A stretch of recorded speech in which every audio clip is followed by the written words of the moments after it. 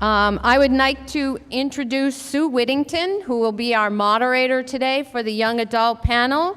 She has had a long association with Bookmania, and she has moderated numerous panels on different topics. For the last 10 years, Sue has worked at Morgan Stanley as a financial advisor and has been very active with several local nonprofit organizations. She is a graduate of James Madison University, and we are grateful for her willingness to moderate the young adult panel and introduce our two authors, Jay Asher and Paul Griffin. Please welcome them.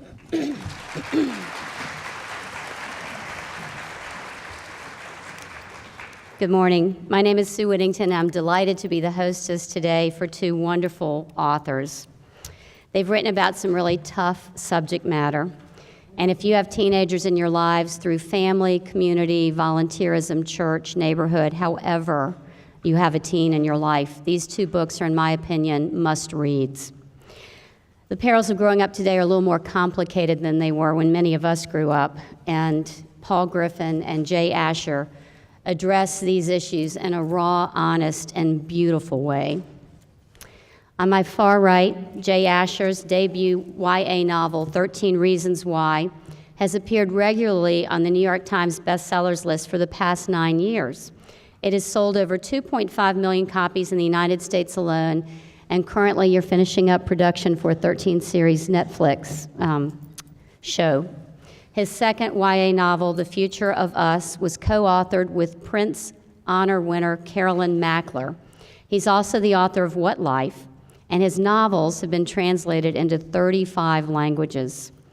Jay was born in California, where he lives today. He left his college path to become an elementary school teacher in order to pursue his writing career. Along the way, he worked various jobs, including a shoe salesman, worked in libraries and bookstores. And one thing that you might not hear from him is he's a pretty wicked artist on the guitar as well as a writer.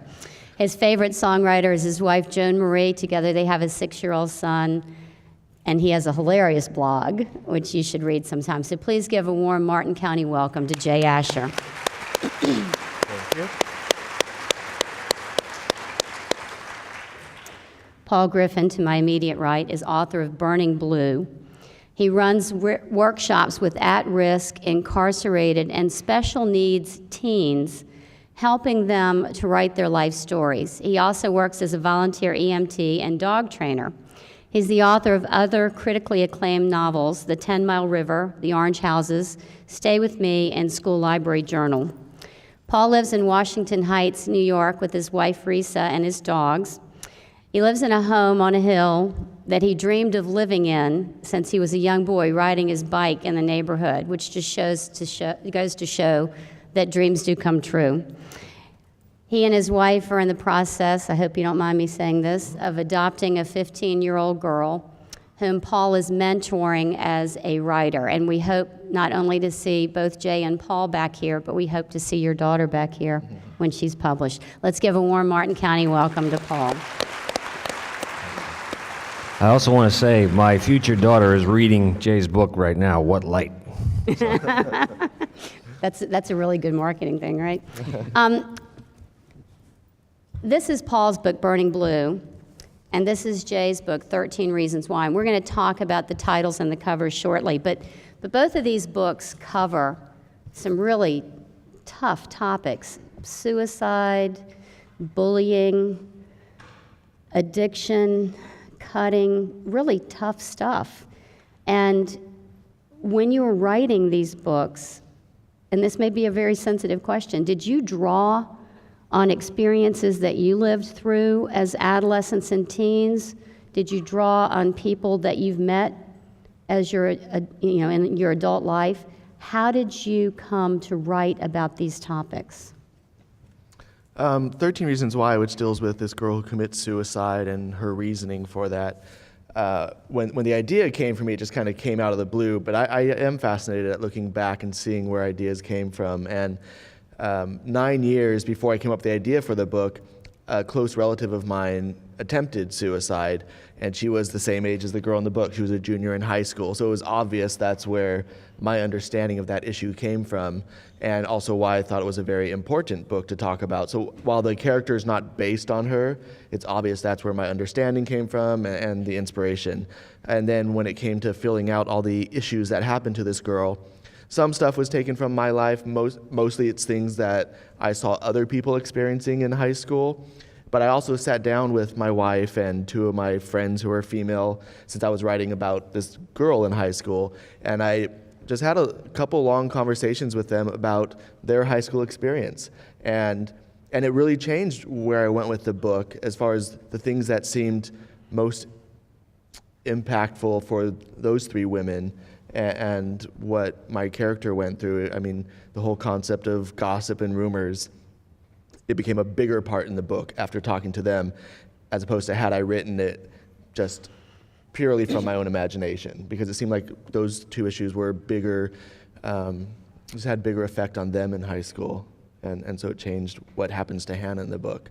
But most of the issues, like there are a couple issues that were inspired by things I saw people experience in high school that I never talked to them about, and the book was in a way my chance to really explore that and how those issues would affect a girl like this. I think for me, mine is about a young woman who's the victim of an acid attack in high school.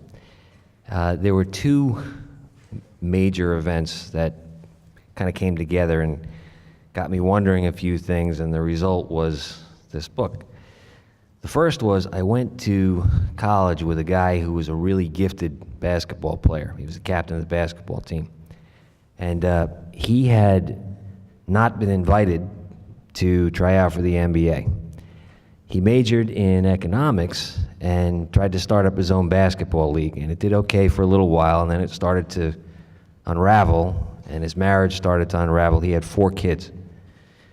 He goes to pick up the kids to take them to school one day, and he picks up the 2 young kids, and he drives them to the reservoir, and he throws them into the reservoir. Goes back home, picks up the 2 older kids, and they don't know about their brother and sister. He's driving on the highway, and he goes over the line into a truck, into a head-on collision. Killed himself. One of the kids who was in the reservoir, thrown into the reservoir, died. One of the kids in the car wreck died.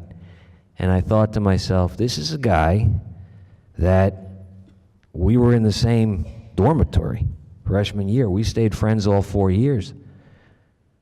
We used to play wiffle ball together. How can this guy, who was such a good guy, do something like that to his own kids? So I'm giving away a little bit of the book there, but that was one of the questions. I started writing to try to figure that out. I was so heartbroken when I heard that story. The second thing was I was working as an EMT in Manhattan, and we got a call for a chemical attack in the subway. A tourist was looking at the map on the wall, and somebody tapped him on the shoulder, and he turned around. The perpetrator hit him in the eyes, and then when he screamed, the perp sprayed him in the mouth. Oh. So those kind of attacks are really bad because you have to contain the chemical. You can't be getting it on your hands and bringing it into the ER, because then that stuff, before you know it, everybody's can't breathe and everybody's got swollen eyes. Mace or industrial grade pepper spray, they really swell up the face. Just horrible. Had this guy wrapped up and mummified. We're in a traffic jam on Central Park West, and this guy says, "It's my fault." And I said, "No, sir, I'm so sorry. I apologize on behalf of my city. I mean, this was like a random attack." He said, "No, I'm weak. I'm weak." And he smelled it on me that I'm weak. And that really kind of, another heartbreaking thing, right? Like the victim of this horrible thing blames himself. And I started wondering, why do, maybe all of us do it to varying degrees, but it was those two questions, they just came together. I don't know that I ever answered either one of them, but the book was my way of just thinking about those two things, trying to answer those. Certainly very horrible incidents. And while those are sort of sensational, I think that what our kids go through today, we can't place a judgment on how sensational it might be to a child or a teen who's going through something that they may not want to reveal. And so I'm curious about, Jay, where you got the inspiration for the book, 13 Reasons Why. I understand, the personal experience you had, but what made you want to write this book in this way?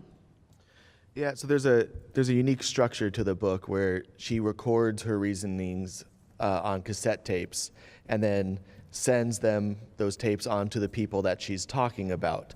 And I had that idea for this kind of dual narrative where you get the recorded voice of someone and then the thoughts of somebody listening for a long time, but I was looking for the right story to tell with that structure. And when I came up with this idea, I thought that was the perfect way, because then you not only get her words, but you get kind of the secondhand thoughts of somebody as they're listening who might view the situations in a different way, which I thought was very important if I'm going to address the issue of suicide, to not just be in her head, but also it's somebody who cared about her, but may have been afraid to reach out to her and get his thoughts.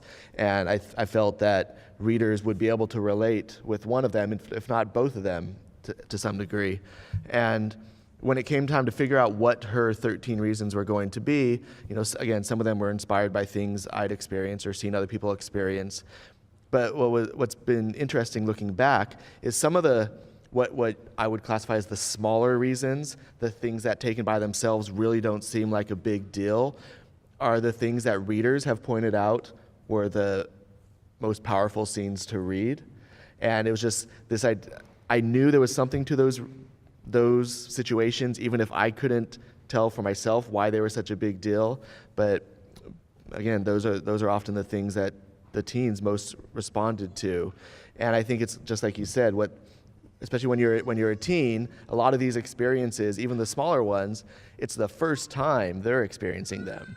So whereas an adult may have gone through them several times, unfortunately, we've learned how to deal with them.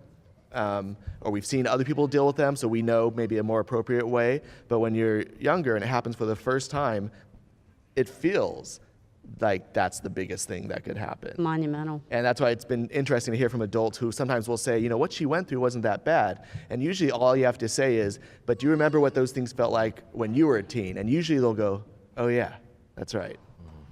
Well, your son and my granddaughter are the same age, so I'm a lot older than you, and I remember audio cassette tapes. Why did you choose that as a medium? Because there's certainly more modern ways of... So this sounds weird, you just have to go with me on this. I use cassette tapes to keep the book modern because I felt, I started writing the book, I started writing it about 13 years ago. And had I used the most modern form of recording and the characters responded as if that was the most modern form of recording, it would seem dated now. Whereas I knew if I used something that was a little older, and when Clay, the main character, gets the tapes, he says, I don't even know if I have a way to play these. So now suddenly the book is contemporary. Sounds weird, but I'm an author. Very clever. Paul, you run workshops with at-risk, incarcerated, and special needs teens, and you help them write their life stories. And you've been doing that for quite some time. Mm-hmm. And I want to know if helping them write their stories helped inspire you to write your books, and if so, can you talk a little bit about those experiences? Yeah, I'm a total thief. Don't talk to me too much because I'll steal whatever you're telling me, That's been an ongoing theme today. Don't trust writers. Well, no, it's kind of hard to... I fell into this job, my first job after college. I was looking for, coming down to New York to be a writer, you got to eat, right, and pay the rent. And so I heard about this job where I could go around to these schools, a different school every day in the 5 boroughs of New York City. And most of these schools back in 1989 and going into the early 90s were in bad shape. And you see these kids coming to school every day, or kids who were locked up, or kids who were in alternative programs, alternative to incarceration programs. Just the fact that they're showing up, was very inspiring to me. And I don't know that I ever, I didn't steal anybody's personal story. But you see some kid, I'll give you one example of like two kids that I was, and this was not even in the job actually. I was down at the park in West Harlem walking my dog, and there's a really big kid, and he's got a flip phone, pulled apart, and he's poking around into the back of it. And he's all by himself, and there's another kid on a trick bike. He's got his shirt off, all the young women are around him, he's got the braids going, and there was a homeless population living along the train tracks at this place in West Harlem. And I thought, well, what if these two guys were kind of, living rough and they were best friends? How would that be? And I went home and I wrote this story. It was kind of a long, short story. I wrote it in 3 days, and I read it and said, this is like the worst thing I've ever written. Threw it away. And then a few years later, my friend got a job working at Doubleday as an assistant. She said, what books do you have? And I pitched her. I'd written like 20 novels at that point. She didn't like any of them. I told her about this 10 Mile River thing that I had written about these two boys. She said, let me give that to somebody. A year later, this guy calls me up. He says, hey, you know what? I read that thing that Elisa gave me. I think I could sell that. And then, that's how it started. That's so funny. I didn't know that story. Jay, for you,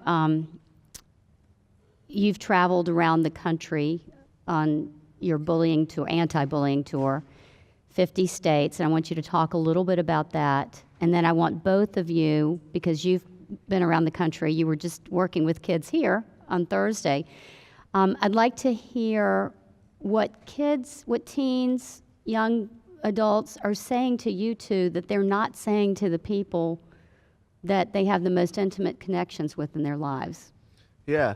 A couple years ago, my publisher sent me on this cross-country tour. It was called 50 States Against Bullying, where I visited one school in each state to address kind of the issues presented in my book. And we didn't know how many schools would be up for that. And we put it out there, if you want your school chosen for this, here's how to apply. And over 700 schools applied for this, and which was amazing. And it goes, I loved that. I loved that it was basically a sign that there were schools thinking, okay, we need to think outside the box on how to address these issues. Because like you said at the beginning, things are different now, mostly with social media. All the traditional forms of bullying are still there. It's just heightened in many cases and becomes more dangerous because of that. And so I would go to these schools, and I was really uncomfortable at first when my publisher presented this idea, because I thought, I'm not an expert on this. I just made stuff up, and people connected with it for some reason. And so when I go to schools, that's kind of the first thing I say is, I'm not an expert on this. I just wrote this book. And most of what I did was shared with them emails from readers, which, were opening up to me because I wrote this book. And a lot of times the emails would say things like, I have nobody to talk to about this stuff. And I know they do. The reason I'm going to those schools is because there are people at that school who care about this and aren't afraid to talk about this. Otherwise, I wouldn't be invited there. And yet, sometimes it would be those kids saying, I have nobody to talk to. And so when I go to the schools, that's one of the things I say, is that I would not be here unless there were people at the school who get it. But I think it's because when there's people that we care about and love, people in our family or close friends, we want to assume that they're dealing with things and that things are better than they may be. And you also want to assume that they know they can come to me if they need help. But that's not often the case. A lot of times, if you're not bringing it up, they're already vulnerable, and it's going to be harder for them to reach out. So that's why it's usually up to us to make sure the people we care about know they can come to us, which is an awkward thing to, out of the blue, say. If you think somebody's suffering, to go up to them and say, are you doing okay? That's a weird thing. Which is why I think it's been amazing to see books, my book, other books that deal with these issues being used to prompt these discussions. I hear about parents who a lot of times they'll say, so I saw my daughter reading your book, and I read the back and read what it was about, and I thought, what is going on? Why would she be reading a book like this? And it's not that there's necessarily something going on, but all of a sudden you can't know your child's reading this book and not start talking about it. And at the very least, now you've opened up the discussion, and your child is going to see now whether you're somebody that they can come to about this. And I've loved that. I've loved seeing conversations started because of books. I think it's one of the benefits of books. Well, Sue and Jay and I were yesterday morning at the hospital, and we were doing this little talk with Moms for Mental Health. It's a really cool organization that you all have around here.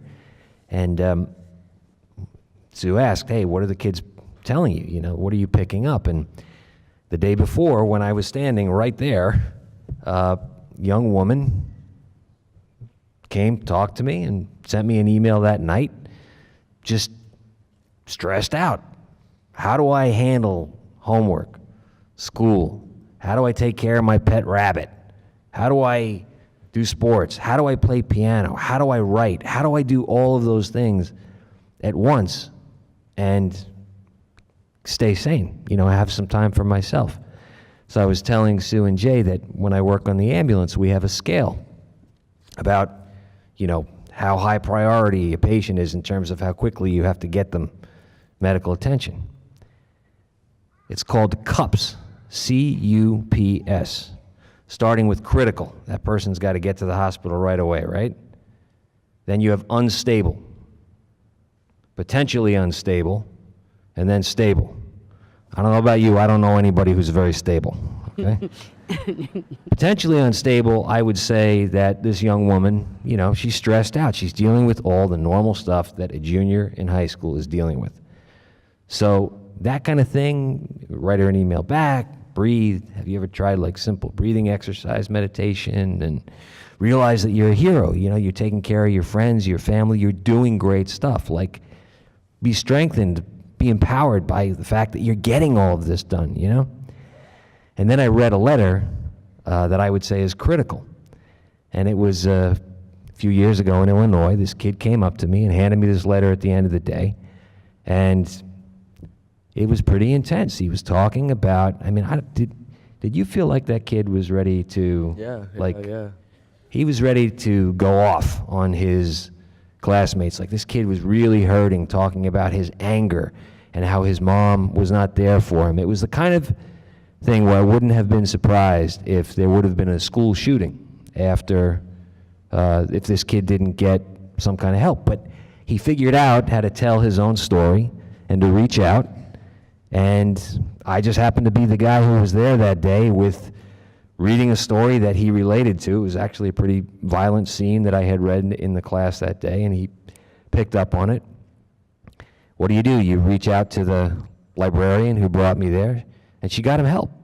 I checked in a month later. He was getting therapy, medication.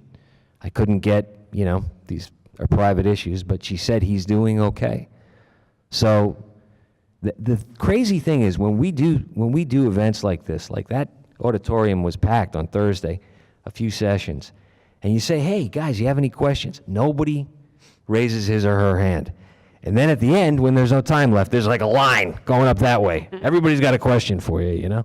But it is, you got to be available for that one-on-one thing, too. It's hard to talk about these things in front of a lot of people. So I think that we often get stuff after the fact, like in letters and emails like Jay was talking about. And it's such a weird honor, too, to be trusted because you wrote something. You're not writing about that person who's reading it, but again, you just write honestly, and they have this sense that, oh, here's somebody who gets me, and then you're the first person they feel comfortable talking to, which is, again, a great honor, but also sad because you know there are people around them who, if they knew, they could go talk to. And that's kind of what I try to help them figure out, who that person is. Well, you said something so funny yesterday. Both of these guys have been staking out our neighborhood pretty religiously. And Jay noticed the Stewart rocks that are all around, and he said that had he been a teenager, he would pick up one of those rocks and keep it and love it, but would never admit that he had loved that rock or kept that rock. Yeah. And so I wonder if there's a stigma towards seeking help. Yeah. And are kids expressing that to you, or do you know that because of what they're telling you when they come up and speak to you after a session? Both. I think there is this stigma. I mean, and it affects everybody. It affects the people who are doing okay. That's where, honestly, I feel like a total hypocrite sometimes, because when I'll be traveling around the country telling people, if you're hurting, you need to ask for help. And I'll also be saying, and if you know somebody's hurting, you need to reach out to them. But for whatever reason, and it's difficult, I'll know a friend is hurting and be like, they know they can come to me. And there's like, why is that uncomfortable? For whatever reason it is. It's whether it's admitting weakness is uncomfortable, or basically telling somebody, I think you're feeling weak right now. That's hard for some reason. And that's why those little rocks with these little positive, I think my favorite one was, that I saw was on their Facebook page, even broken crayons can color or something. Like, I love that. And yeah, I was totally imagining walking around, because especially my senior year in high school was pretty rough, and I imagine walking around, I would have picked that up and loved it. It's just those little positive things, just the whole random acts of kindness, even random acts of anonymous kindness, can be very powerful. But yeah, for the teens to come up to you, and that's because of the stigma that they're coming up to you and not somebody else, which is sad. You have something to add to that? I would say, look, I'm Irish, right? And anybody asks you how you doing, you go, I'm fine. You don't want to tell anybody that you're hurting, but how do you do that? How do you open yourself up to that? How do you give a way to the person to come to you and not have to say, oh, I'm feeling weak, or, it's really tricky. I've learned this little thing. That sometimes if you just get at eye level with a person and you tilt your head a little bit and you look up at the person, they will start emptying their hearts to you. So I don't know, just a little tip. Well, you're a real student of body language. I'm realizing that. And he gave me this whole scenario yesterday about who sits where in the audience and why, and so he's probably got a profile on everybody. You guys out are the there. good people. You got to work. You got a lot of work to do.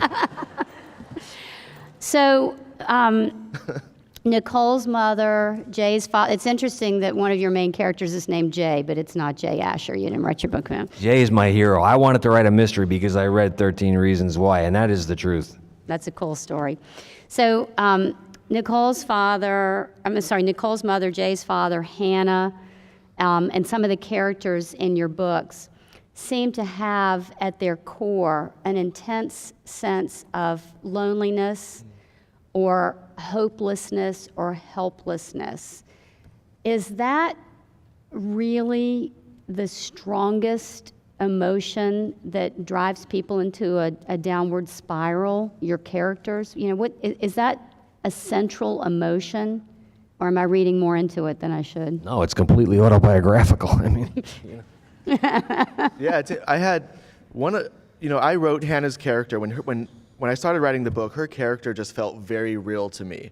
It was one of the only times I didn't have to struggle with a character. She just felt real, so my job, I felt, was just to write it. So I actually didn't psychoanalyze her at all until afterwards, and I'm trying to figure out why she's connecting with people. And I had this lunch with this one guy who was going to be a producer on a film based on 13 Reasons Why, and he described her character in a way that made so much sense to me. He said, because they have to figure out her character in order to adapt it, right? And he said, we see her as kind of this romantic, that she's one of the, again, everybody being different. So everybody's going to have situations happen to them and respond differently and take them more seriously or lighter.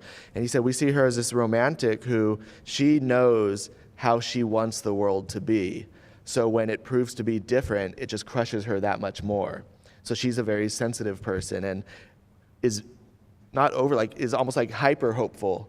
And then it just is that much more devastating when things don't turn out that way. And I'm like, wow, yeah, I think that's exactly how she is. And that's when I speak to schools, I try to say, if you look at something that happened to her in the book and say, well, that would have been nothing to you. Well, something that happens to you that really affected you probably wouldn't affect other people. So the idea that everybody has different levels of what they can handle and what's the most important to them, and recognizing that, there are things in the book that to me are small things, but to other people, they've said those were the big things to them, and that everybody just handles things differently and has, different thresholds of what they can handle. Yeah, the thing is, I mean, just what Jay said when he was talking with his producer, and the producer was saying, hey, I think the book is about this. I mean, that, Sue, when you were saying about loneliness and alienation causing a downward spiral, you don't set out to write a book about loneliness and alienation causing a downward spiral. It's just you start hearing voices in your head. Something is, on your mind. You don't even really know what it is. Like, no one ever asks you, none of our editors don't, when we're writing, what's the theme of this book? That you wait. You wait to find out what the theme is. You tell us what the theme is. So I think, for me anyway, it's just hearing a lot of, I probably shouldn't be saying this, but, hearing people talking in my head a lot. We have people that can help you afterwards. Thank you. And I think I thought that was interesting what you said. I think if you honestly don't think what the book is about when you're writing it, it lets people read into it and make it more personal. Because I've seen, there have been plenty of people who get different things out of my book based on them. If they're the bully, they're going to get different things out of it than the victim. And if you write it just honestly, not necessarily saying this is what this book is about, it leaves room for people to basically bring themselves into the book and make it more powerful to them. Both of you have such a big event that your books are written about. Yours is sudden and graphic and early in the novel, and even though we understand what happens to Hannah, it's kind of laid out and detailed over the course of the book. And it's also interesting that you both have really good guys that are connecting with these It's characters. autobiographical. Exactly.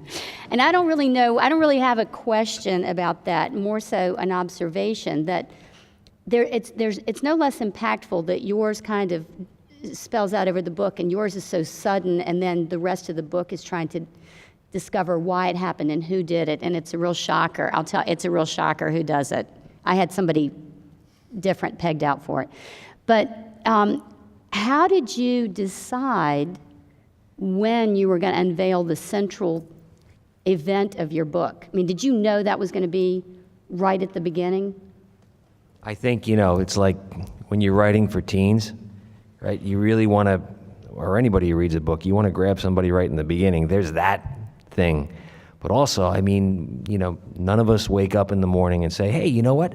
I'm going to go out and get into a head-on collision today, Or very few of us do anyway.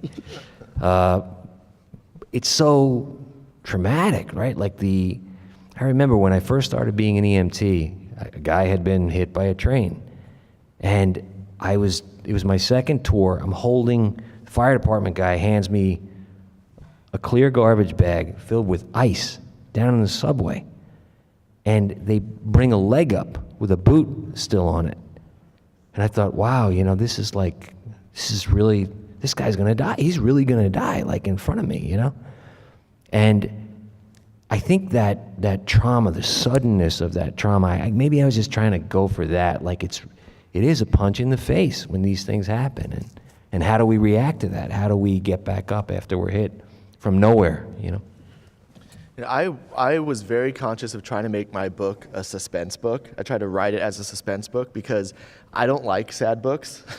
and I knew this was going to be a sad book. So, and I felt it was an important thing to write. So right from the beginning, I thought if I'm going to write it, I have to write it for somebody like me who doesn't want to read this book. And so I tried to make it as suspenseful as possible, knowing that just, whatever the positive things I was trying to say in the book were just naturally going to come out in the characters. So my job was to write it as, in a way, entertainingly as possible and make people have to flip the page.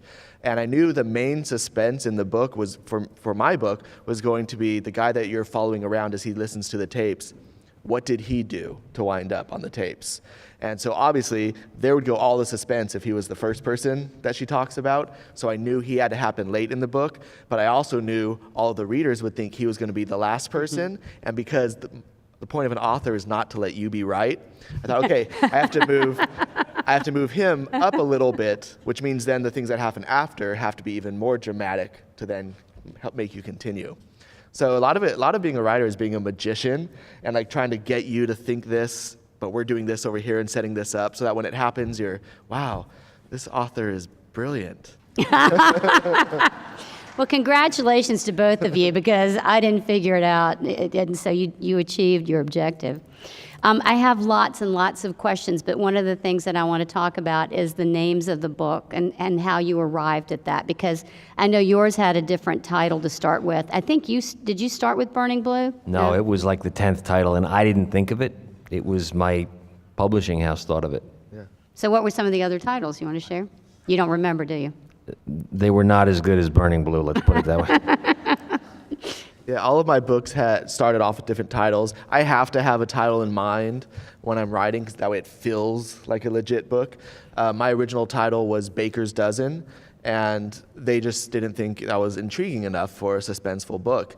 But it was weird because it took me 3 years to write the book, and for those 3 years, Baker's Dozen was the title for me. So it took me a long time to feel comfortable with their suggested title, which was 13 Reasons Why, which I think is the perfect title. But at the time, I couldn't see it because that wasn't the book to me. But now I love it. And that was my editor's choice. Well, you've sold a boatload of books in the United States, but you've also sold them in other countries. Are the covers the same in each of the countries? That's one of the fun parts of being an author. One, just seeing, you're really excited to see the American cover, what that's going to look like.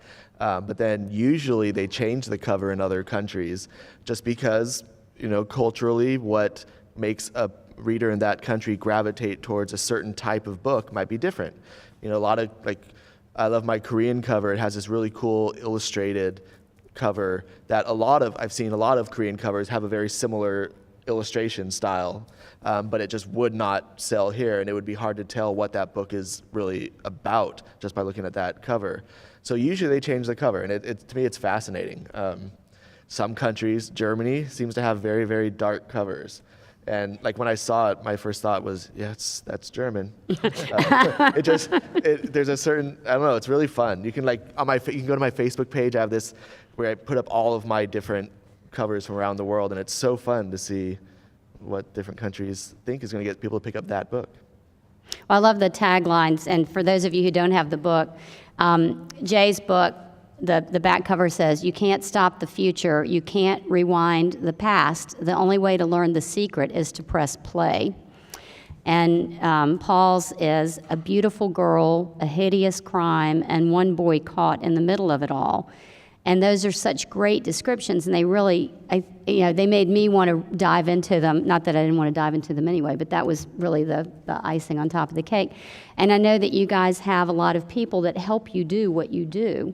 So can you just share with the audience a little bit about how you go from writing your book? I know you're working on a proposal now, and you just finished wrapping up filming for the Netflix series. How do you go from an idea to having these beautiful books published? Well, for the first one, it had to be, you had to hand in the whole book, because they don't know if you're able to, or at least in my case, he has an idea, but can he deliver it from the beginning through the middle to the end?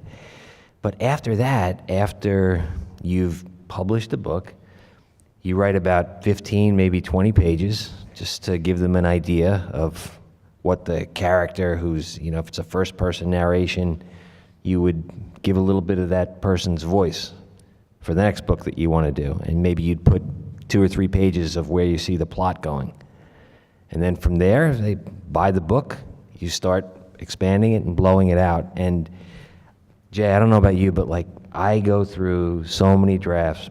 It's kind of rare in publishing these days, because so many books are published where your editor will really take the time to work with you. And my editor is incredibly generous with her time. And I'm open to every note that she gives me. So I rewrite and rewrite and rewrite and rewrite, and then rewrite it again and rewrite it again. After your editor says, okay, this is good, and I'm right there now. I just got a thing a couple of days ago. We're going to lock the manuscript. So that means that it's going to go to print, right? Get copy edited. The covers are being designed at the same time. The book designer, the one who decides, well, this is what the inside is going to look like in terms of the chapter numbers, and like in Jay's book, you have little the icons, right, for what it would look like on an old cassette player, like fast forward, rewind, play, and stop. It's just a brilliant way to keep people going with each scene, from going scene to scene. A designer has to figure out how all that stuff is going to look on the page. And then after all that stuff comes together, then the marketing team says, okay, maybe we want to change the cover a little bit, or maybe we want to release this in the spring. Maybe this isn't a fall book. What else do we have coming out in the fall? Like, would this book be better? Does it need to stand on its own a little bit, or does it need to ride on with this other book? So there are hundreds of people who come together to make a book. And I think that if any of you are writers out there, I've just found that I'm not a great writer and I don't sell a ton of books, but I say yes all the time. And I think people will say, okay, well, he's easy to work with, So that's how I pay my rent, Don't let that word get on the street. 13 Reasons Why was interesting. It got rejected a bunch after I finished it, but then it ended up, there were 3 publishers that wanted it. And that's kind of fun as an author, because then the tables are turned. Then they're trying to convince you why you should go with them, which is so awesome. But it was fascinating because I spoke with all 3 editors on the phone, and I was trying to get a sense of what they understood the book to be about, because I knew in the editing process, if we're on the same page, it's going to make a difference. And I had, going into these phone calls, I had an order, like this would be my preferred house, and it totally flipped after those conversations. The one that was my first choice wanted me to make too many changes that I thought changed what I was trying to do with the book. Now, had they been the only one to want the book, I probably would have gone with them, and you would have a very different book. The second publisher wanted me to change hardly anything, which was very tempting. And then the third one, the one I went with, they had some changes, and they told me about those changes, and I thought those are going to make the book stronger. It's going to make it really what I was setting out to do. And so I went with them, and I've been with them for all my other books, and it's been an amazing experience. And it's really fun to hear, oh, we're having a marketing meeting today where we're going to discuss your book. It's such a weird thing to know on the other side of the country, people are talking about my book. That's so weird. And trying to figure out strategically, when to release it, what else is being released, and talking about cover design, what look are we going for, which it's all marketing, which to me is, I'm fine talking about marketing. I think it's fun to think about what's going to get people to pick up the book, whether it's the quotes on the back and all of that. To me, that's fun. It's like my job is done. Now it's the fun part where how can we get this out to the most number of people and have the right people hear about the book? It's fun. That's great. Okay, so this is going to be lightning round because we're almost out of time, but I just got handed some questions and we want to honor the audience. So one question is, have you ever had someone tell you that you couldn't be a writer or that it isn't a real job? How did you get through that and still write? Nobody ever said I'm not a writer. My parents were making sure I went to school to have like a fallback career, which I knew in their mind meant that's really what you're going to do, because it's hard to be a writer. And so I was going to school to be an elementary school teacher, and I just realized in my senior year of college that really wasn't what I wanted to do. So I told my parents I was taking a year off, and then eventually I sold the book. Going back. Yeah. So. I had a lot of people tell me that I shouldn't be a writer. Please go do something else, But I had saved all my rejection letters over the years, and then one day I said, why am I saving all this negativity? And I burned them. So, move forward. This is a very deep question. You're so in tune with what teens are feeling and needing. How do you think we're doing as a society to meet those needs, and specifically in our schools? I think we're getting better. I think schools are finally starting to say, yes, a lot of these issues have been there forever. They're going to be there, but it doesn't mean we have to just let them happen. And I think the change happened. I think we've started talking about bullying in schools because of social media, because it's 24/7, and it has an effect on the learning experience when you go to school. So I think adults have really started noticing things are different now, and so we need to think outside the box and how to address them. So I think while things are harder, I think we're also doing a better job of addressing them.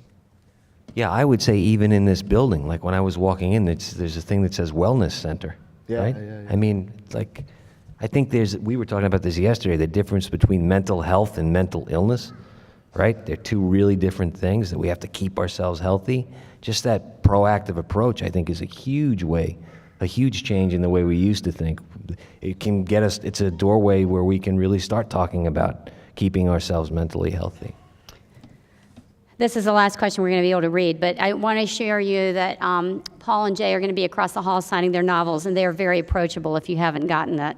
How old should the main character be in YA and why? And do you think dystopian novels will continue to be popular?